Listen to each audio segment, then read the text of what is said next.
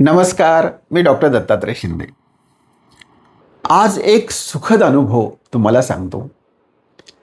3-4 दिवसापूर्वी माझ्याकडे एक जुने पेशंट आले आणि त्यांनी साधारण वर्षभरापूर्वी त्यांच्याकडे माझे ₹200 शिल्लक राहिलेले होते. त्यांनी ते दिले आणि त्यांनी मला क्षमा मागितली, की "डॉक्टर साहेब, तुमचे माझे ₹200 देणे होते, परंतु मी वर्षभर तुम्हाला देऊ नाही शकलो. त्याबद्दल मला क्षमा करा." मी म्हटलं, "मी तर विसरून गेलो होतो. अचानक असं तुम्हाला का वाटलं?"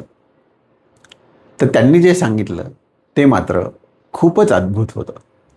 ते म्हटले, "मी आत्ताच देऊळ बंद जो मूव्ही आलेला आहे, तो मी पाहिला आणि त्यामध्ये शेवटच्या टप्प्यामध्ये सर्व कलाकार श्री स्वामी समर्थांना दर्शन देण्याची विनंती करतात.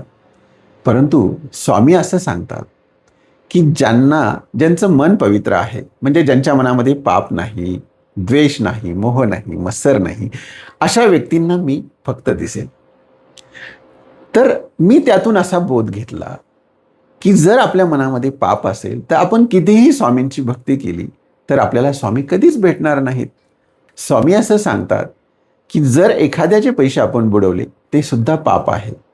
तर म्हणून मी एक साधारण माझं देणं जेवढं होतं, त्यांची एक यादी काढली. त्यात तुमचे ₹200 देणं होतं, म्हणून मी तुम्हाला द्यायला आलो. खरोखर त्या स्वामी भक्तांना मी मनापासून धन्यवाद दिले. परंतु यातला बोध किती महत्त्वाचा आहे. आपल्या आतमध्ये ईश्वर तत्व जे लपलेलं आहे, ते फक्त आपल्याला तेव्हाच दिसेल, जेव्हा आपलं मन निर्मळ असेल. म्हणून सर्वांना एक विनंती आहे, आपण सुद्धा जर कळत-नकळतपणे आपलं कोणाचं देणं असेल, मनामध्ये कोणाबद्दल द्वेष असेल, तर आपण देणं देऊन मोकळं व्हायला पाहिजे. म्हणजे आपल्याला एक आगळीवेगळी शांती लागेल.